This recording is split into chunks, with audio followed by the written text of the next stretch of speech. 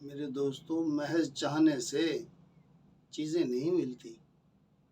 کسی بھی چیز کو حاصل کرنے کے لیے ایک محنت کرنی پڑتی ہے، اور ایک مطلوب محنت کرنی پڑتی ہے۔ اگر وہ محنت کر دی جائے، اللہ پاک کی سنت ہے، عادت ہے کہ اللہ پاک اس کا مطلوب نتیجہ عطا فرما دیتے ہیں۔ ایک آدمی حج پہ جانا چاہتا ہے، وہ یہاں پاکستان سے مشرق کی طرف کو منہ کر کے چل پڑے۔ اچھا، پیدل نہیں، وہ کار پہ سفر کرے۔ کتنے عرصے میں خانہ کعبہ کی زیارت کر لے گا؟ سالوں بھی چلتا رہے تو سب بیکار جائے گا۔ وہ کعبے کا منہ کبھی بھی نہ دیکھ سکے گا، کیونکہ اس کا رخ غلط ہے۔ ہم اپنے گھر کو جنت نظیر بنانا چاہتے ہیں۔ ہم یہ چاہتے ہیں ہمارے گھر کے اندر جنت کا سما ہو، لیکن اس کے لیے ہم کیا کر رہے ہیں؟ یہ محض چاہنے سے نہیں ملے گا۔ ساز و سامان سے گھر بھر دو، جنت نظیر نہیں بن سکتا۔ جتنے چاہے کمرے بنا لو، جتنے چاہے اے سی لگا لو، میں ان کے فائدوں کا منکر نہیں ہوں، لیکن وہ سکون، وہ چین، وہ جنت والی زندگی کے مزے، وہ اس وقت آئیں گے جب ہم گھروں میں پیارے نبی صلی اللہ علیہ وسلم والی پاکیزہ زندگی کو لائیں گے، نبی پاک صلی اللہ علیہ وسلم کی سنتوں کو اپنائیں گے۔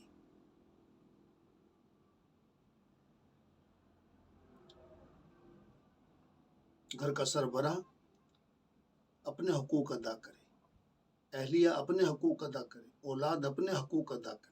ہر کسی کو اپنے حقوق ادا کرنے کی فکر ہو۔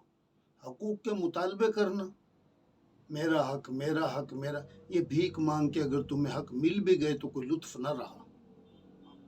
اگر تمہارے کہنے سننے سے ایک بیٹے نے تمہارا احترام اور ادب کیا تو لطف جاتا رہا۔ ایک شخص اپنے گھر آتا ہے، اس کا بیٹا گھر میں موجود ہے، وہ فوراً اٹھتا ہے، دوڑ کے دروازے پہ جاتا ہے، اپنے ابو کا استقبال کرتا ہے، سائیکل موٹر سنبھالتا ہے، آ کے جلدی سے چارپائی کھینچتا ہے اور کہتا ہے ابو تشریف رکھیں۔ تکیہ لا کے ابو کے سرہانے رکھتا ہے، پانی کا گلاس بھر کے لاتا ہے، ابو کو پیش کرتا ہے،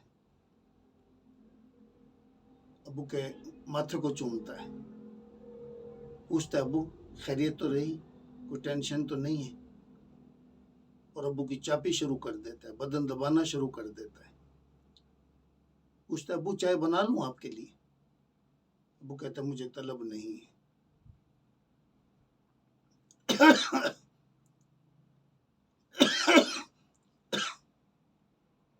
یہ والدین کی خوش آمد بازی، یہ عبادت ہے۔ ان کے قدموں کے نیچے جنت ہے۔ ان کی دعا اولاد کے حق میں ایسے قبول ہوتی ہے کہ آسمان تک پہنچنے میں ان دعاؤں کو کوئی چیز نہیں روک سکتی، کوئی حجاب نہیں ہوتا۔ قرب الہی کا بہت بڑا سامان ہے والدین کی خدمت۔ اسے تو بڑا ہی بد نصیب کہا گیا ہے جس کو خدا نے والدین بھی دیے اور وہ ان کی خدمت کر کے جنت نہ حاصل کر سکا۔ ایک دفعہ ایک نوجوان رسول کریم صلی اللہ علیہ وسلم کی مجلس میں آیا۔ آپ صلی اللہ علیہ وسلم نے اس سے پوچھا، جوان یہ بتلاؤ کہ یہ تمہارے پیچھے بڑی عمر کا جو بندہ آ رہا ہے یہ کون ہے؟ اس نے عرض کی یا رسول اللہ صلی اللہ علیہ وسلم یہ میرے والد صاحب ہیں۔ تو آپ نے کیا فرمایا؟ آپ نے فرمایا کہ دیکھو اپنے والد کو پیٹھ کر کے نہ چلا کرو، اپنے والد صاحب سے پہلے نہ بیٹھا کرو، جب بولنے لگو اپنے والد سے اپنی آواز کو، اپنے لہجے کو اونچا نہ ہونے دو۔ یہ تعلیم،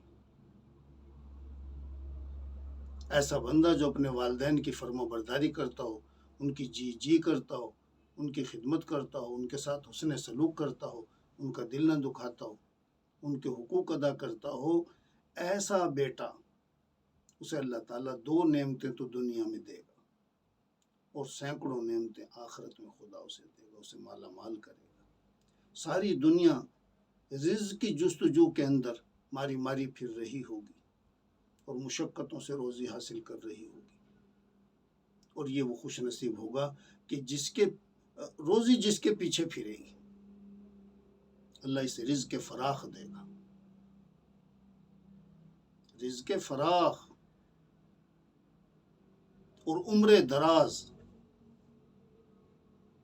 یہ نہیں کہ 60 سال عمر ہے تو 100 سال ہو جائے گی، 60 ہی ہوگی، 60 میں برکت اتنی ہوگی، اس کے ہاتھ سے کام اتنے نکلیں گے، سدھ اتنی ہوگی، اتنی سدھ ہوگی اس کے کاموں میں کہ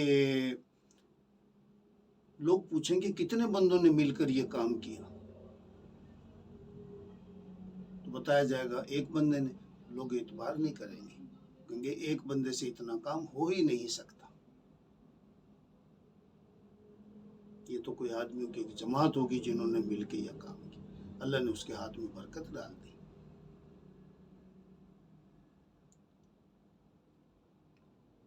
ایک لڑکا میرے پاس بیٹھا تھا، گھنٹی آتی تھی، دیکھتا، فون کو چیک کرتا اور کاٹ دیتا، فون کو چیک کرتا کاٹ دیتا۔ میں نے اس سے پوچھا یار کون تجھے گھنٹیاں مار رہا ہے؟ میلا سا منہ کر کے کہنے لگا کہ امی کی گھنٹیاں آ رہی ہیں۔ مجھے غصہ آ گیا، میں نے کہا یار بڑے افسوس کی بات ہے، امی فون کر رہی ہے اور تو اٹھاتا نہیں ہے، کیا میرا حق تیری ماں سے بھی زیادہ ہے تجھ پہ؟ میں ٹھیک ہے تمہارا دوست ہوں، لیکن جو دکھ تیری ماں نے تیری خاطر اٹھائے ہیں وہ میں نے کوئی اٹھائے ہیں؟ جو احسانات تیری والدہ نے تجھ پر کیے کیا وہ میں نے کیے ہیں؟ تیری ماں نے تیری خاطر موت کا منہ دیکھا ہے، اگر خدا نے دل میں شفقت نہ ڈالی ہوتی تو اس مصیبت اور دکھ کی گھڑی میں اپنے بچے کو مسل کے پھینک دیتے۔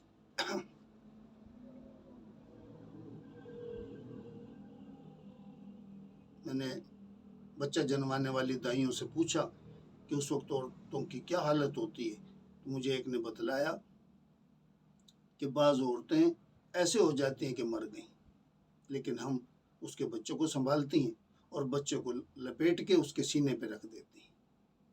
تھوڑی دیر میں جیسے بچہ حرکت کرتا ہے اور بچہ رونے لگتا ہے تو وہ بے ہوش عورت کے ہاتھ حرکت میں آتے ہیں اور وہ ایک دم سے اپنے بچے کو اپنے سینے کے ساتھ چمٹا لیتی ہے۔ اندازہ لگائیے، ابھی تازہ تازہ جس نے اتنی مصیبت دیکھی، موت کا نظارہ کیا ہے، لیکن جب بچے کے رونے کی آواز اس کے کانوں میں پڑی اسے اپنے دکھ بھول گئے۔ ہم وہ بد نصیب ہیں کہ ہمیں مائیں بھولی ہوئی ہیں۔ کتنی وہ مائیں ہیں جو اپنے جوان بیٹوں کے انتظار میں آدھی آدھی رات تک جاگتی ہیں، بار بار اٹھتی ہیں، دروازوں پہ آتی ہیں، جھانکتی ہیں گلیوں میں کہ میرا بچہ میرا بچہ۔ بچہ ہے کہ اپنے دوستوں کی مجلس کی زینت بنا ہوا ہے، تو کیسے ہماری زندگی میں برکت ہو، کیسے ہماری کمائیوں میں برکت ہو، کیسے معاشرے میں ہمیں اللہ تعالیٰ معاشرے میں عزت دے۔ راہی غلط چل پڑے ہیں، جب اپنے اللہ کی اپنے رسول صلی اللہ علیہ وسلم کی تعلیمات پر عمل کریں گے اللہ رنگ لگائے گا۔ قرآن پاک میں اللہ نے فرمایا اپنے والدین کے حقوق ادا کرو، ان کے سامنے اونچا نہ بولو، اف تک نہ کرو، اف خندق نہ کھاؤ، ان کی کسی بات پر خندق نہ کھاؤ۔ ایک مرتبہ میرے والد صاحب نے مجھے دکان پہ جھڑک دیا، میں گھر گیا اور اپنی کے سامنے رونے لگا کہ ابو نے میری بے عزتی کی آج۔ میں نے بات پوچھی کیا ہوا، میں نے واقعہ بتلایا تو امی مجھے کہنے لگی الیاس میں تو تجھے بہت سمجھدار سمجھتی تھی، تو بڑا نادان نکلا، تجھے ابو نے جھڑکا ہے نا؟ میں نے کہا۔ اس نے کہا ابو کے جھڑکنے سے، ابو کے مارنے سے اولاد کی کوئی بے عزتی نہیں ہے۔ جو اولاد اپنے والدین کی ڈانٹ کو، مار کو، جھڑکنے کو بے عزتی تصور کرتے ہیں وہ معاشرے میں کبھی عزت نہیں پا سکتے۔ والدین کی ڈانٹ، والدین کی مار تو ایسے ہے جیسے فصل کے لیے گوڈی، باغوں میں گوڈیاں کرتے ہیں खुरपे से, कसी से, जितनी गोडी उतनी डोडी। फिर हर वक्त ये देखना कि अब्बू हमारे साथ ऐसे, अब्बू कैसे हैं।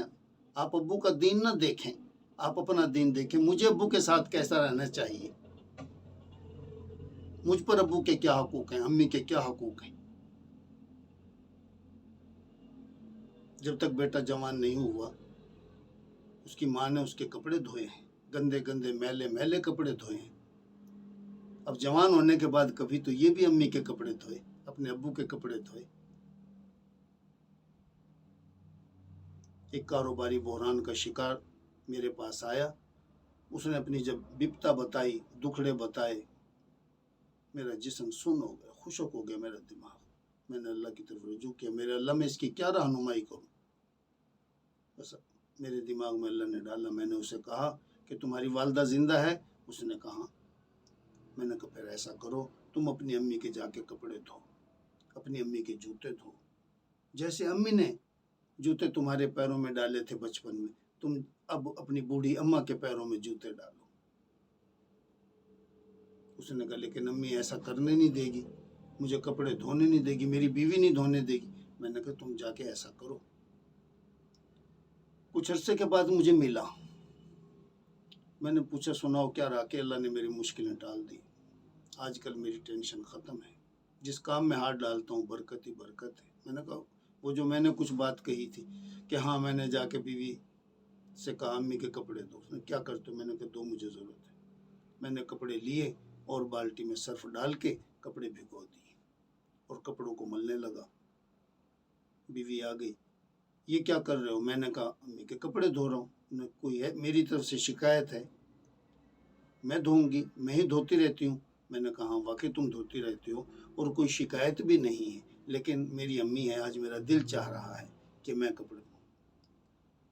मेरी बीवी इसरार करने लगी कि आप उठो और मैं धोऊंगी। जब ये आवाज़ें अम्मी ने सुनी तो अम्मी नलके पे आ गई और आके कहने लगी क्या शोर मचाया हुआ है, क्या बात है। तो मेरी बीवी ने रोते हुए कहा कि कपड़े धो रहा है आपके। अम्मी ने कहा क्या बात है ओए। मैंने कहा अम्मी मैं आपके कपड़े धो रहा हूँ। अम्मी ने जूती निकाल के मुझे 2-4 जूतियाँ मारी। मैंने कहा अम्मी जितनी चाहे जूतियाँ मार लो, मैंने आपके कपड़े धोने हैं बस। अम्मी ने मेरी बीवी की कलाई पकड़ी और कहा बेटी इसका दिमाग ख़राब हो गया। मेरी आंखों में आंसू आ गए, मैं रोने लग गया। किस बात पर, इस बात पर कि मैंने झगड़े तो बहुत सुने थे अम्मी के और अपनी बीवी के, गालियां तो अपनी अम्मी के मुंह से बहुत सुनी थी, बद्दुआएं बहुत सुनी थी, बड़ी बड़ी बकवासें मेरी अम्मी कर जाती थी मेरी बीवी को। मैंने ये लफ्ज़ पहली दफ़ा सुना कि मेरी अम्मी मेरी बीवी को कह रही है बेटी आ। पहला फल तो अल्लाह पाक ने मुझे ये दिया और उसके बाद अब तक कभी मैंने अपनी अम्मी को और अपनी बीवी को लड़ते हुए नहीं देखा। अल्लाह ने घर में ये सुकून भी दे दिया, अल्लाह ने रिज़्क़ में बरकत भी दे दी। जो कर्ज़े मेरे सर पे थे, कर्ज़ खाओं ने सहूलत दे दी। जिस कारोबार में हाथ डाला तो आमदनियाँ शुरू हो गई। ये खुदा की बस्ती है, ये दुनिया अल्लाह की बस्ती है। अल्लाह की मान कर चलेंगे, आबादियाँ देखेंगे। अल्लाह की नाफरमानियाँ करेंगे, यहाँ वीरानियाँ देखेंगे।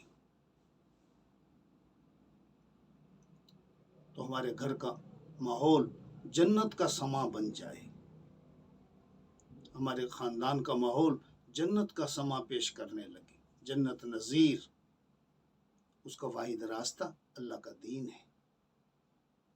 दीन में सिर्फ आखिरत नहीं बनती, दीन से खुदा दुनिया भी बनाता है।